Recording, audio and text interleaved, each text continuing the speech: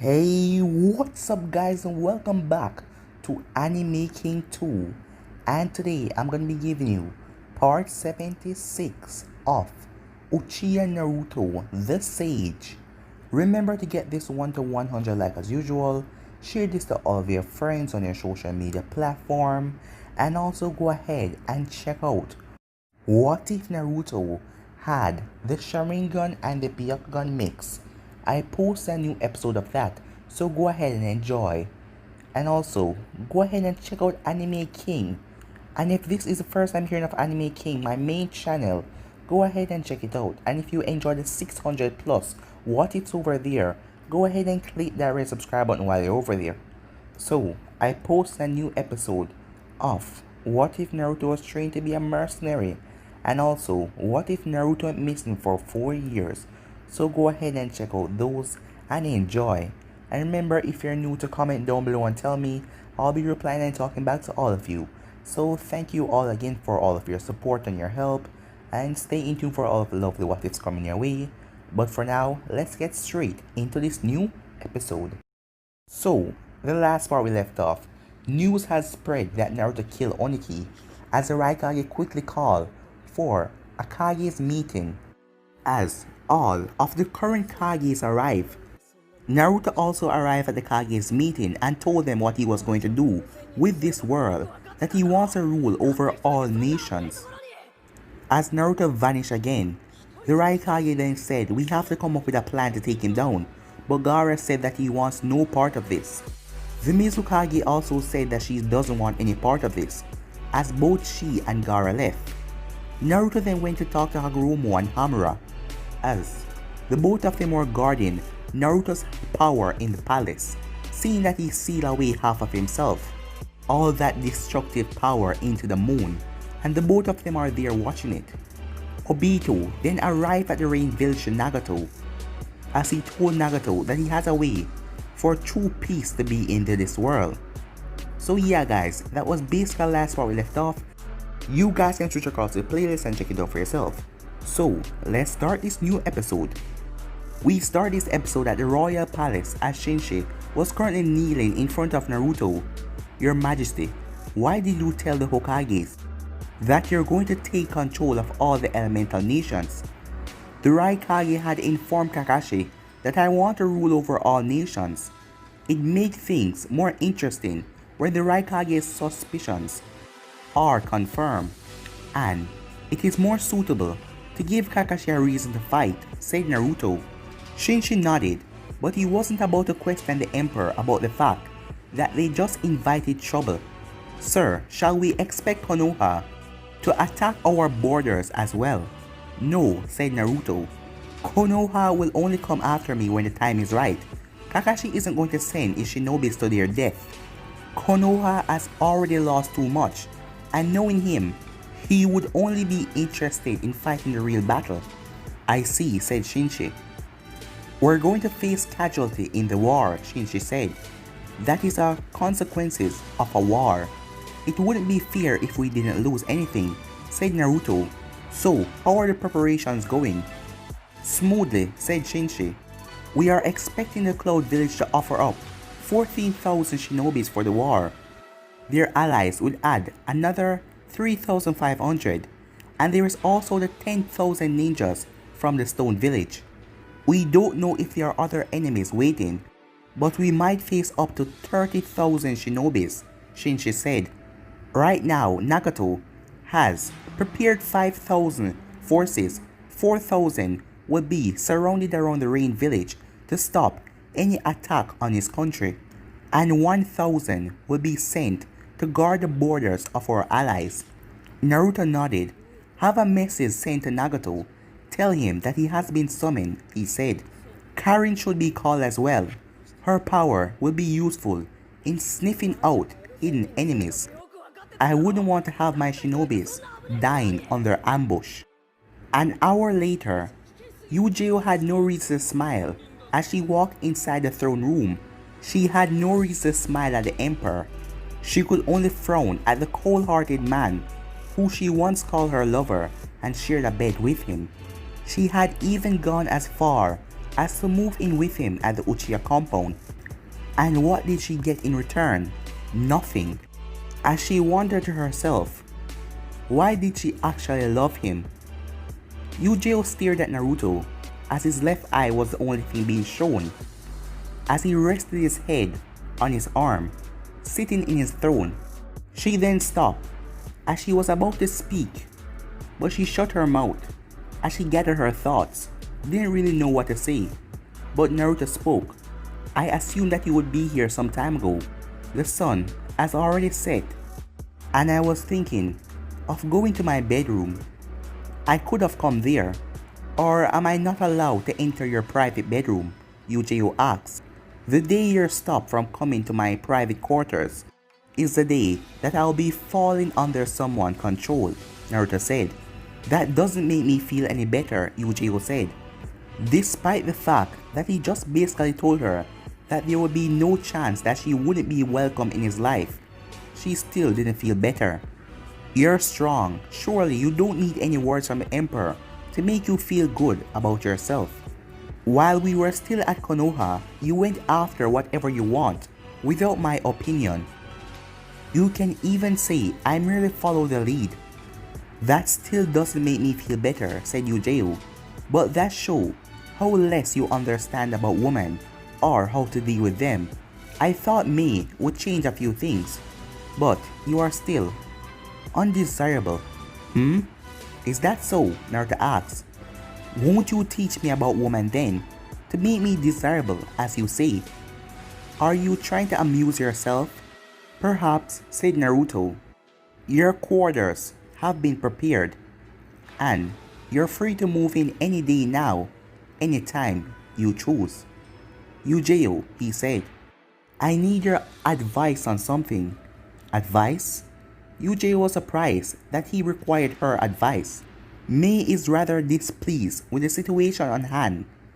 Nothing with her has been resolved, and I doubt that she will return to the capital anytime soon. She refused to talk things out with Samui, and I refuse to allow Etsu to grow up in a hostile situation. Uchiha sighed. Naruto, what can't you understand? You slept with another woman behind your wife's back and got her pregnant. You kept the pregnancy a secret until recent. I understand with me, we are no longer in a relationship. But May is your wife and you didn't offer her an apology. What do you expect from her? To be more understanding? Dealing with you is already a pain. How do you think anyone would feel if their husband had a child with another woman? But I'm sorry, I can't help you, she said. Pity, said Naruto. I thought you would offer some advice, but it doesn't matter. As long as her mother stays by her side, she will be shielded by all negative emotion, said Naruto. When can I expect you? Tomorrow, said Uchiha. Naruto, you once asked me why I moved here, even when I told you I couldn't leave Konoha. I didn't offer a response back then. Do you want to know why I came here, leaving everything behind? Naruto merely stared at her. I left everything behind for you, she said. I thought that we could start over with our relationship. But that doesn't seem like a possibility at this stage. Honestly, I don't even know if it is possible to fix you. Fixing me? I don't need to be fixed. I am alright as I am. I just need to concern myself with people's opinions a little more. You know what? I went back at Konoha a few days ago, and I was walking by, and I smelled ramen. I forgot how wonderful it smelled. Would you like me to take you there and for both of us to enjoy a bowl someday? Is this your way of trying to make it better, or is this your way of asking me out? She asked. What do you think? Naruto asked. The next day, Kurosaki was sitting in her office as something then flashed into her office. As sitting comfortably in the chair in front of her was the Emperor. How bold of you to show yourself in front of me after the stunt you just pulled at the cage meeting, she said. Bold? Naruto asked. Do I have to be brave to appear in front of you? And what stunt are you talking about? You know what I mean. You really enjoy making enemies, don't you? And I was thinking that you were actually different. I take no joy of creating enemies.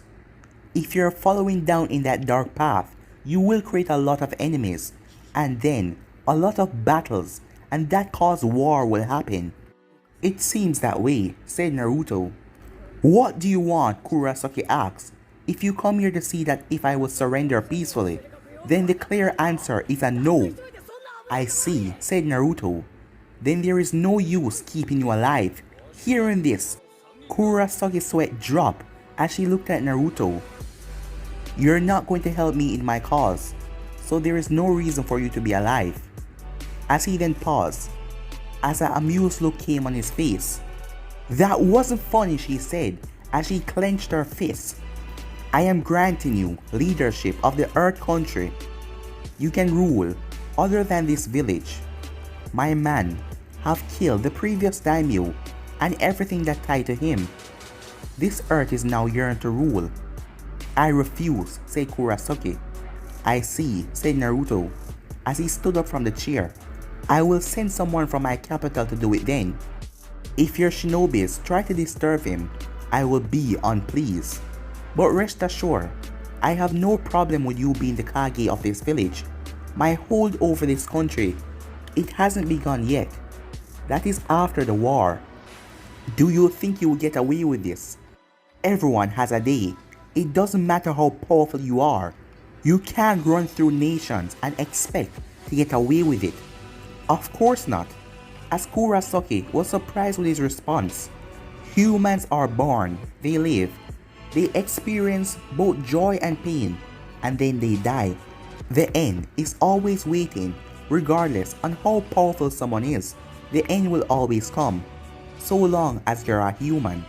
My end will also come, not because of death. It will come for something else, because there is no one in this world that can kill me. With that last statement, he vanished. 2 hours later, Nagato arrived at the capital as one of Naruto's soldiers came and told him that his presence is needed, and it was not a request. As Nagato entered the throne room, he felt power try to push him down to submission, but he wrestled with it for a few seconds as he looked around, seeing that there was nothing wrong.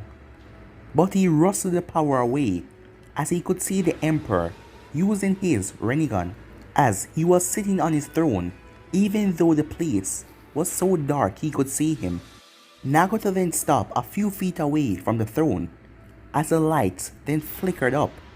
Nagato, said the Emperor. Emperor, said Nagato, I arrived as soon as I got the message. I figured that it was something urgent. What do you think of this lurking war? Naruto asked. I believe that it is necessary to change this world. With the destruction that is about to happen, after that, rebuilding will be possible, Nagato said. This current system has to be destroyed to rebuild a new one. I believe so as well, said Naruto.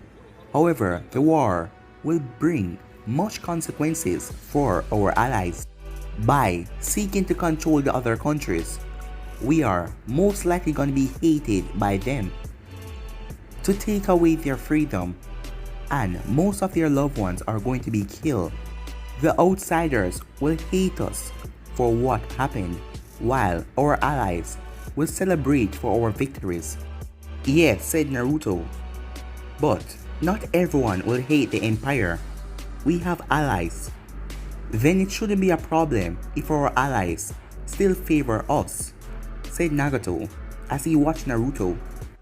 As he wondered if Naruto knew about Obito visiting him. What about Konan? Nagato asked. What of her? Naruto said. Do you wish her to be at your side? Nagato nodded. She has always been a supporter of my dream.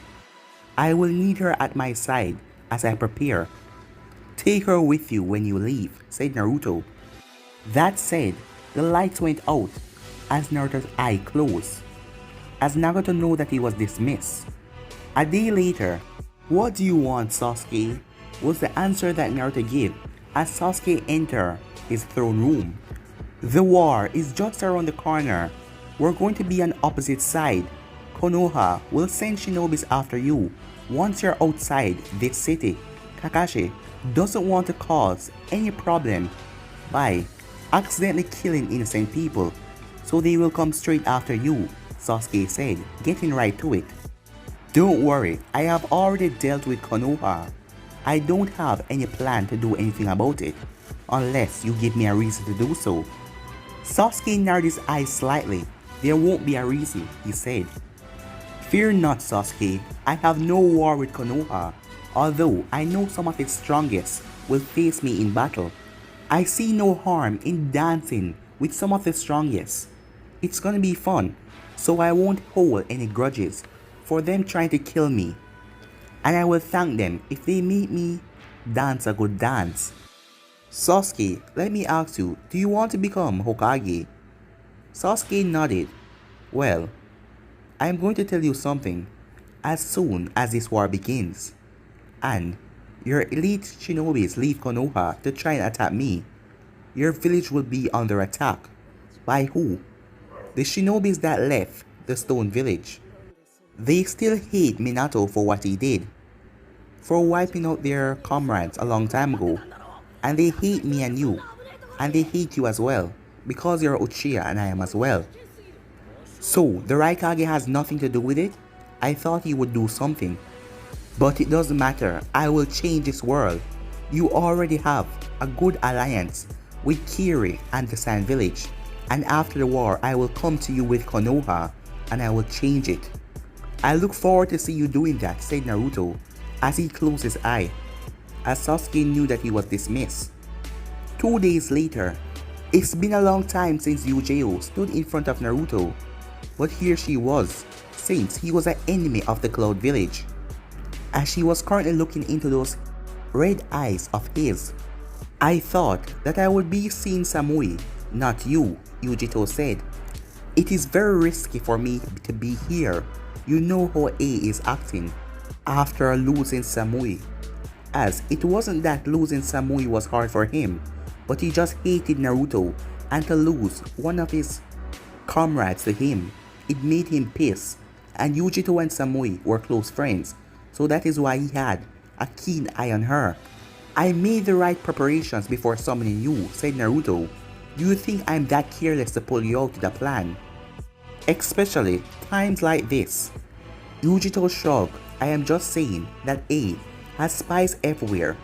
Don't worry, everything is okay, said Naruto, as he got up off his throne, as his footsteps were silent as he walked past Uchiha. Follow me, he said, as she followed behind him. Later that day, it's been a while since Uchiha has had dinner in Naruto's presence. It has been a couple of days since she got here, but she has never been invited to have dinner with the royal family, mother, father, and daughter. May has exiled herself, with good reason of course, as she was too pissed at Naruto to even be here. She hasn't shown her face in this place for a long time now, but it didn't seem to bother Naruto that much though. Well, he had the war on his mind, and fixing things with May shall come after the war, as she wasn't the only one that was invited to the royal dinner. A very pregnant Gurren, Shinji, and Heisuke, as they were the two most trusted subordinates of the emperor. If Naruto needed someone to do something, it would be those two. Looking at Naruto, Uchiha couldn't help but see how human he looks while he was eating. Naruto's eyes met with Uchiha's for a moment, and she was sure that he was going to comment on her glancing at him, but he didn't. He just looked back at his food and continued to eat, as she was curious. It wasn't like Naruto to keep his thoughts to himself. You're awfully quiet, Uchiha said, causing everyone to turn their attention to the emperor. I am molding over the future, he said. Besides, can't you people talk without getting me involved? Uchiha shrugged. We can, but I am not familiar with anyone here to strike conversations out of nowhere. Shinji then spoke. I figured Since we were called here, you had something to say to us, Emperor. Not really. I just have to say, in this empire, I trust all of you here the most. You have all worked with me and know me the best. Samui just continued to eat silently, looking like she wasn't interested in the conversation, but she was listening. What about the Mizukage and the Kazekage? Gorin asked. Gaara is not technically a part of his empire, he's an ally, but I do trust him. And May, of course, but due to overwhelming difficulties that have surfaced, she couldn't be here. Karen should have been here, but there is something important she's doing in the world pools. She should return tomorrow nevertheless, Naruto said calmly. The next morning, what are you doing here? Was May's response as Naruto appeared in her living room, as she needed to get to work. She's a Kage of this village. As she was still pissed, thinking he can just show up in front of her like nothing happened. He betrayed her trust and did not show any remorse for it. All he cared for was his little family. She was just the fake part that was not needed to be told anything, as she couldn't even remember the pleasant time that she had with him. Everything was just going down the hill from here. I understand that there is an unsolved issue between us, but that isn't the greeting I was expecting from you, Naruto said as he sat on the couch. Just because you tried to stand up for me at the cave summit, that doesn't mean everything is alright with us, Mei said as she looked at Naruto.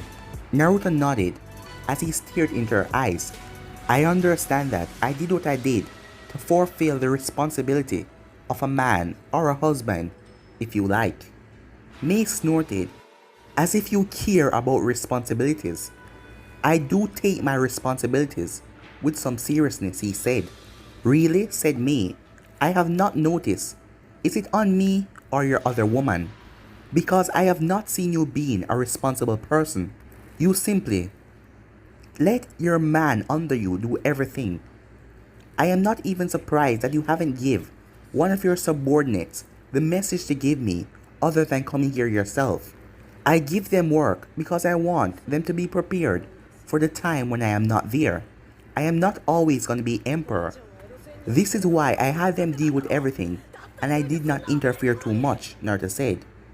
What are you talking about? Said Mei. Naruto smirked a bit. Have I been that awful to you, Mei? He asked. Yes, she said. So, what do you want? I have a busy day ahead of me and I don't want to start it with a headache. Naruto motioned for her to sit down, but she didn't, as he just kept on staring at her. She then gave up and sat down, but not beside him, a distance away in a chair. I came to talk, he said. About? Mei asked. Our relationship. Go ahead, talk. I am listening, she said. You know I am not good at expressing my emotions. Well, I am terrible at it, said Naruto. I am surprised that you even have emotions, Mei said sarcastically. The ear then went cold. Don't push me, Mei. I understand that you're angry, but that snappy attitude of yours won't solve anything. I can indulge a few beat up or some insult, but when I'm trying to make amends, I need you to be at your best behavior, because I have my own limits. Mei narrowed her eyes. Are you saying that you understand the embarrassment and the pain that you made me feel? Do you understand any of it, Naruto? Naruto slowly shook his head. I never said that I understand your pain. I said I understand that you're angry. Saying that I understand what you're going through, that is a lie. I cannot understand. Perhaps I'm incapable of understanding. But I get the idea. And, said Mei, over the past few days, I have had loads of time to think and sort things out and plan for the future. Prior to that, I spoke to Uchiha about this issue. I realized that I never comfort you or listen to you. I always thought you had that kind of attitude to say what was on your mind. But I was wrong, and I am sorry for putting you through that position. I am sorry for being a bad person. I am sorry for not telling you about Etsuko. I thought I was doing the best for her, but yet I was doing wrong towards you. This war will not last long. and I want to bury everything along with it. After which, I want to start a new cycle, and I really wish for you to be part of it. But you have to forgive me first for that to happen. I am not telling you to forgive me. I am asking you to consider it. Naruto then gave me a sad smile. I do care for you. I have not been acting that way lately, but I do care. Naruto then stood up. Until you decide. Stay safe, me. As he then vanished. A few days later, a panicking Karen rushed into the throne room. Naruto, we have a... As she stopped, as she saw a dangerous aura around Naruto, as he's reacting to what's happening, as she saw the truth-seeking orbs floating around him, as she dropped to her knees because of the power, she could hardly breathe. The throne room was then crushed as Naruto ripped open the roof. There was no time for taking doors. As Naruto floated up, as he looked to see hundreds of energy beams coming from the north. They held enough power to turn his capital into smoke. The power he was seeing with his eyes was overwhelming. It held more power than a tail beast bomb from the 10 tails. Meanwhile, fire! As a large beam shot right through his wall, destroying it. Charge! Said a ninja. As thousands of shinobis charged right into the capital. As A was laughing as he wished he could see the look on the Emperor's face. Its plan was just genius. But guys, I'm gonna be ending this episode right here. If you want to see the next part of this, you already know what to do. Like, subscribe, comment down below, and turn on that bell notification to stay posted. Remember to share to all of your friends on your social media platform. And also go ahead and check out What If Naruto had the Sharingan and the Byakugan mix. I did a new episode of that, so go ahead and enjoy that. And also check out Anime King, my main channel, where I post a new episode of What If Naruto was trained to be a mercenary and what if Naruto went missing for 4 years. So go ahead and enjoy all those lovely what ifs that I posted today, and stay in tune for all of the lovely what ifs coming. So yeah guys, I'm out for now. Peace.